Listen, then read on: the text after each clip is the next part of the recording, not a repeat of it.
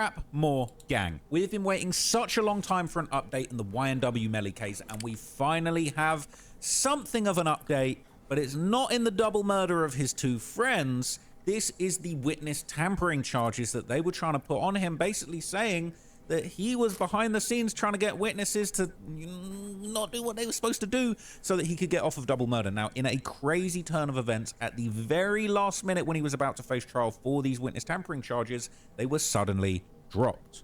Okay, so basically, this was a mad announcement that came just one day ago. A lot of people have been confused, but let's see the news and then I'll break it down even more. In rapper YNW Melly's witness tampering trial, state attorneys confirming.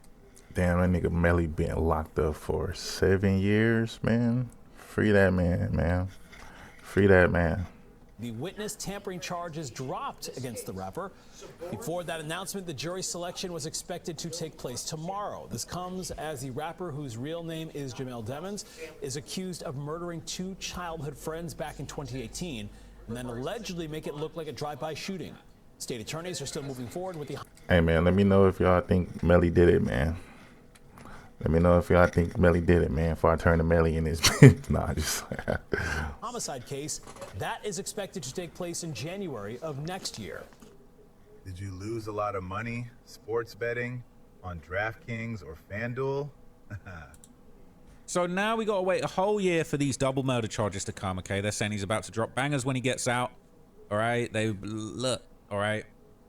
TMZ gave a little bit more detail about this, but I was in shock. I thought they was trying to put him under the jail. Now all of a sudden they're dropping charges, and I feel like this is for the very first time we're actually starting to see YNW Melly take some wins in this situation. So the witness tampering charges were dropped. All right, this is TMZ reporting on it. It says YNW Melly just scored a huge legal win because prosecutors in Florida dropped witness tampering charges against him on the cusp of his trial. The Murder on My Mind rapper was set to stand trial on the state charges. Jury... Damn, they gotta put it as Murder on My Mind rapper. Like, they just making the situation worse. Like, if you ever been to court, they always putting the 10 on the 2, man. That shit crazy. Murder on My Mind rapper. Selection was set to begin Wednesday, but now he can turn his attention to the double murder trial. Melly's attorney, Drew Findling, and Carrie Hugh tell TMZ on behalf of Melly, we welcome the dismissal of the alleged tampering and gang-related charges in court this morning. As his newly retained legal team, it became immediately apparent to us that no crimes had occurred, but unfortunately for 652 days while these charges were pending, the state did not reach the same conclusion until the cusp of trial.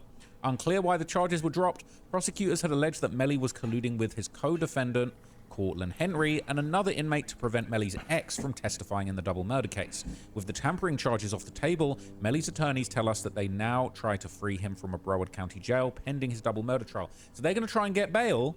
And what's crazy is he was actually potentially facing life, because witness tampering in a murder charge, let alone a double murder charge, is a very serious crime that could be punishable by life in prison. So he nearly got life. And then they dropped the charges at the last minute. Now they're trying to get bail, and who knows, he could actually end up beating this double murder. He's accused of murdering two of his childhood friends in October 2018. It's been nearly 10 years. It's insane, okay? So the original trial was deadlocked, with jurors deadlocked, all right? And then they ended it in a mistrial. So he's due another double murder retrial for January 2027. Apparently the stakes are high because he could be really facing the death penalty. Now, a lot of people were giving their reaction to the news that Melly had... Damn, man, just imagine sitting in jail for like 7, 8 years and they just dangling the fucking the electric chair like over you. Like, that would be a crazy situation. Like 7 years fighting for your life, not even knowing what's going to happen. Damn. I know he going through it. Melly ain't fit to be the same when he get out, bro. Like, he's not fit to be the same if he get out. Hopefully he do. Wiggled his way out of these witness tampering charges. One of the most illustrious characters on the internet, 50 Cent, aka Fofty. All right, he gave his opinion. He tagged Drew Findling, the lawyer. He said Drew Findling is a bad man, beating all these cases. Blink if you need help. LOL. Right? And he basically posted the $1 billion lawyer Forbes cover that Drew Findling's been touting around town. America's top 250 lawyers. He's definitely getting that bag. All right. So even 50 was impressed, right? But interestingly, there was more information that came off of the back of this that had people scratching their chins, because almost immediately after the DA, like immediately after all of this went down and they said we're dropping the charges, the DA dropped a memo explaining exactly why they had dropped the witness tampering charges, and it was very interesting. It was a very detailed breakdown, all right? This says State of Florida versus YNW Melly, all right? So I believe there is like a whole bunch of breakdowns, right? So this says, all right, the Broward State Attorney's Office, okay, and the prosecutor have issued a memo, all right, explaining the decision to drop the witness tampering charges against Melly. In a 5-page memo, the prosecutors dropped the witness tampering case against Jamel Demons to avoid jeopardizing key jail call evidence essential to proving consciousness of guilt in his pending double murder trial. So this might not be as good as people think. It says they're dropping it because they want to keep hold of evidence that's going to cook him in the murder trial. And they actually did share some of this evidence, and I've got it in another document. I'm going to show it to you in a minute. So the state moved to drop the case because suppression of jail calls remains unresolved, risking acquittal and loss of critical evidence needed for the 2027 homicide trial. Prosecutors charged YNW Melly with Does that make sense to y'all? I don't know. That don't really make sense. So they trying to drop that charge because of the phone calls of phone calls. So they're afraid they're going to lose evidence because suppression of jail calls. Does that make sense? witness tampering and gang-related offenses tied to efforts to keep key witness Mariah Hamilton from testifying in his double murder case. Financial records show Hamilton received more than $31,000 from Demons Management Company and Associates, plus assistance purchasing a Mercedes despite no reported income. Jail calls, surveillance videos, and inmate kites show Demons Melly directing a relay system through inmates James Howard and Terrence Mathis to pass messages outside of jail after they lost their phone privileges. Recorded calls and messages instructed associates, including co-defendant YNW Bortland, to keep Hamilton away from court using coded language and nicknames. Financial records show Hamilton received more than $31,000 from Melly's management company and associates, plus assistance buying a Mercedes with that no reported income. Okay, so imagine being able to build an app with your name on it, just by thinking about it. Meet Base 44. This is the actual memo. This actually does have evidence in it and a bunch of things that we've not seen before. So this explains the defendants, the facts of the case, and the reason why essentially they've decided to drop these charges. It says the defendant's charged with 1 count of tampering with a witness in a capital felony. That's a serious charge.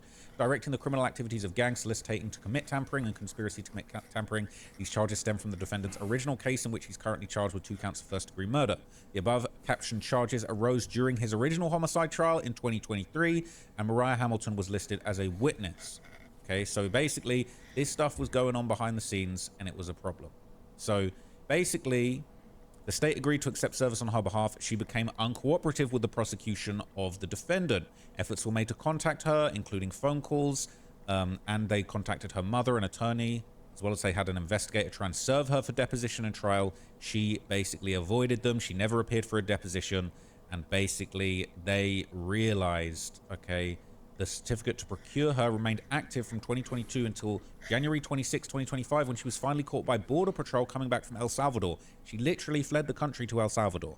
Now, so here's where it gets juicy and we hear about what's going on. So Detective Danny Polo from the Broward Sheriff's Office is a listed witness in the homicide case. And in 2023, that detective was investigating James Howard in an unrelated statewide prosecution case, and he would periodically listen to jail calls made by him as he was incarcerated at the main jail. So basically, each inmate has got a different number and PIN code to access the monitored jail phone system.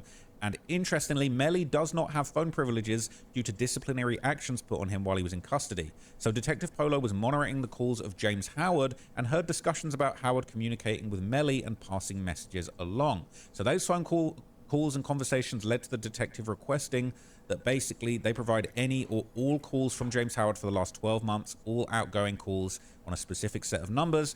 And it was basically determined that Mr. Howard was talking to numerous individuals connected to Melly, including YNW Bortland, right, Henry Cortland, Cortland Henry, sorry, and the defendant's co-defendant on the homicide case. That's who that was. These calls made it clear Mr. Howard was calling on behalf of Melly, and when reviewed... Damn, the police be on dick, bro. Like, nigga, they on dick. Whole lot of dick. Doing what PIN numbers made outgoing calls, it was determined that inmate Terrence Mathis had made more than 60 calls to Cortland Henry between March 2023 and August 2023. So the sheriff's office also reviewed footage from the main jail from August 21st, 2023. They observed the defendant speaking to an inmate through his cell door. The defendant motions towards the adjacent unit, and the inmate he was speaking to points towards the same unit to confirm what the defendant was referring to. The defendant tosses what appears to be a letter under his cell door to the inmate. The inmate tosses the letter along with what appears to be others under the door that leads to the other unit they both pointed to, and the defendant appears to be instructing the inmate to call someone in that adjacent unit, to which the inmate implies. So this person is passing messages along, making calls on behalf of Melly, passing kites down the cells. It is all been observed by the authorities, okay? Deputies also reviewed the video footage from the adjacent unit and observed the letters that begun to appear. An inmate retrieves the letters, provides them to James Howard. Mr. Howard is observed reading the letter and walking towards the phone and then making a call. So he's getting a letter, he's getting on the phone, he's making a call, and he's doing what he's told. He's then observed making a call that match up with calls made to him, made by him to Cortland Henry and the defendant's girlfriend, Erin Barnett. Videos and calls demonstrate a sophisticated system that the defendant developed to communicate with people outside of the jail, even though he didn't have phone privileges. And so on April the 19th, Terrence Mathis, I'm just not on it today, places a phone call to a number associated with Cortland Henry and starts to relay messages. After a few messages to individuals to thank them for showing him support in court, the following exchange occurs between Henry and Mathis. Mathis says, "Tell you hit Rihanna, make sure she hood. Tell her keep vibing in the Maybach like she been doing.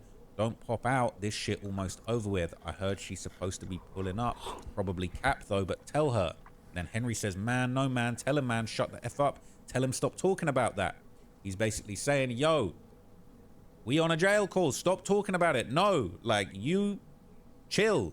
You're gonna get in trouble. They're listening. And as we know, Right, do these idiots not know that all jail phone calls are recorded? Every single last one, and they will use that evidence on you quick in jail. I mean, in court, they will use that shit quick. they're listening because I'm reading it now off of official legal paperwork. And Mathis says, "Tell her full bike. I ain't put this wild ass shit full bike." Henry says, "Man, I ain't talking no more about that. Move on to the next one." Mathis says, "Hold on, I gotta read the whole card. I don't know what's what. Tell her keep doing what she's doing. Tell her I love her and I miss her so much. I'm gonna eat her like some ice cream when I touch down." That's definitely some shit Melly would have said. Now what's interesting, okay, Portland didn't want no part of this. It says, during the call while Mathis is trying to give directions to Cortland Henry about keeping Rihanna away from court, Henry is obviously uncomfortable and does not want those directions being given over the recorded call. Henry already knows his job of keeping her away from court, and there's no reason to continue to talk about it. Henry states, "Tell him Rihanna already vibing in the Maybach." I don't know where he's getting his info from. Tell him to vibe though. Henry is telling Mathis to reassure Melly everything's under control, in reference to keeping her away from court. Now, here's where it gets interesting, okay? On April 24th, 2023, Melly, through third parties, again references Rihanna by calling her A$AP Rocky's baby mama. Popular recording artist Rihanna has been in a relationship with an artist called A$AP Rocky. So in the conversation about Miss Hamilton, again mentioned her and told Miss Henry to make sure A$AP Rocky baby mama in the Maybach, and she stays that way. So this is the coded messages. One thing that always gets me about a lot of these cases, man, a lot of these gangsters, bro, they think they're smarter. You might be owed $85,000 for your accident like I was, and not even know it. Meanwhile... Then, I'm not saying the police are the smartest people in the world, but like, bruh, you really think they're that dumb? Like A$AP Rocky's baby mama, they're scratching their heads going, man, he must be talking about the Rihanna, the superstar. Like, what, how, like, you're dumb as fuck. You not realize that this is the coded message, the easiest code to break. A$AP Rocky baby mama. Well, I Google that and see on Wikipedia it's Rihanna. Oh, you're talking about the other Rihanna. Like, this is so baffling. It says, during the course of the conversation, Mr. Henry tells the in-custody messengers to slow down, and at times they have to repeat the messages, or they describe specific emoji characters, or even spell certain words in a particular way. Mr. Henry, on occasion, mentioned he was typing the messages so he can later text it to the people that Melly wanted him to communicate with. The defendant, Mr. Henry, Mr. Mathis, and Howard have all been identified as gang members under the Florida statute.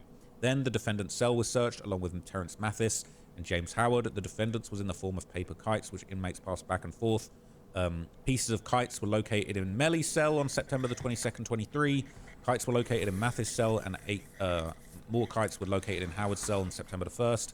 The investigating detectives determined the following nicknames on the kites. Old School Zoe belongs to Melly. Nike Waves belongs to James Howard. And Yeberaka belongs to Terrence Mathis. These identifications were made based off context of the messages written in kites, as well as jail calls that were read on his behalf. A search warrant was later conducted on Cortland Henry's residence, and several devices were located.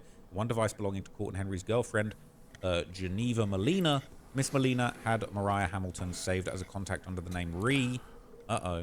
So they just sending kites to each other, and they got code names for whoever they're talking about, but they're using Rihanna for that term. Interesting. And there were numerous communications found between them. So these conversations included discussing Miss Hamilton staying with Miss Molina and Henry during the trial period, as well as commentary about the trial as it aired live on YouTube. At one point, Mrs. Hamilton acknowledges she has an arrest warrant, the material witness warrant, out for not appearing.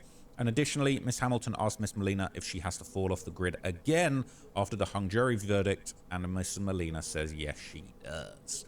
And then we get to the financial records, all right? And this is how you guys are cooked. Financial records were obtained from Mariah Hamilton, which showed she received $31,000 from 100K Management, not 100K Track, the defendant's management company. $700 from Jamie King, $947 from Adria Scott, the defendant's manager's wife. A specific $11,000 wire transfer from 100K Management was sent to Miss Hamilton with a memo saying, "From Melly." Oh, no. Additionally, detectives reviewed payments made to Auto Express Enterprise Inc. from Mariah Hamilton via Jamie King, the defendant's mother. Oh, God. On October 26, 2020, Mariah Hamilton purchased a used 2015 Mercedes-Benz CLA Coupe.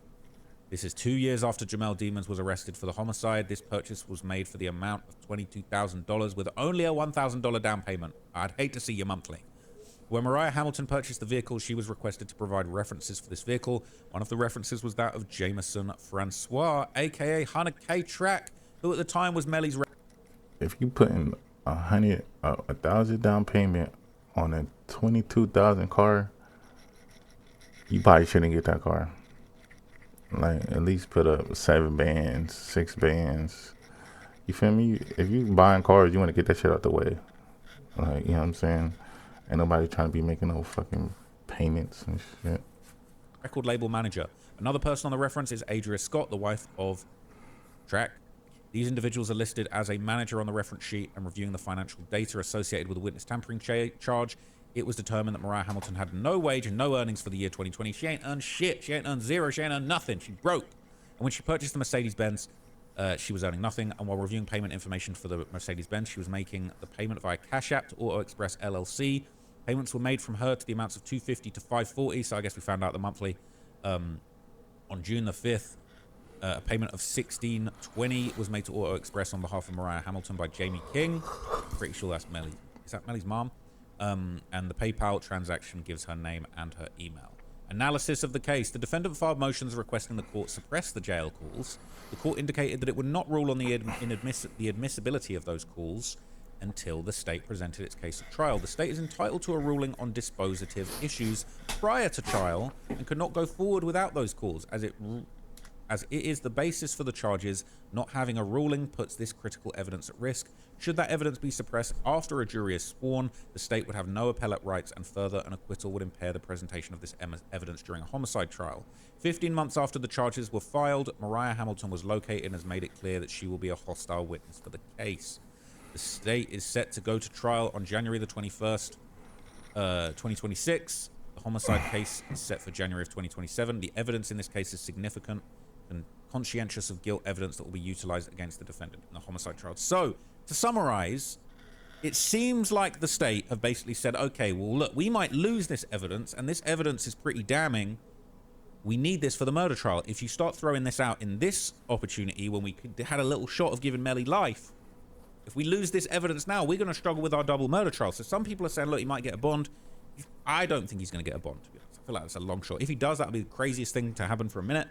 I don't see that happening. I feel like they're going to take this to trial. They're going to have to wait a year. They're going to have all of this evidence ready, and it's not going to be a good look for Melly, unfortunately. So, look, I'm a huge fan of his music. I'm not a huge fan of what happened to his friends.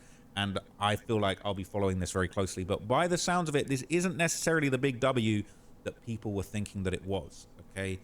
The state are keeping hold of that evidence. They said, you know what? Rather than take a gamble and giving you life for witness tampering and losing some crucial evidence, having it thrown out, let's just skip this and wait a whole year and get you on the double murder. These guys are some savages. But let me know what you guys think, man. Do you feel like Melly is in the wrong? Man, that's fucking crazy. So they dropped the witness tampering charges because he made a whole bunch of phone calls and they're afraid they're gonna lose the evidence. I don't know, man, but YNW Melly got some charges dropped. You know, that's definitely looking like a W, man. And you know, this murder trial, I feel like it should have been, you know, like the fact that they're canceling the trial and, you know, changing their judges and this and that, and he been locked up for like 9 years is just crazy within itself. But you know, you guys let me know what you guys think. You guys thinking W Melly is going to get out? You think he's going to be locked up for a while longer? We know his trial is set for next year, which is crazy as hell. Then let me know what you guys think, though. We out of here. Peace.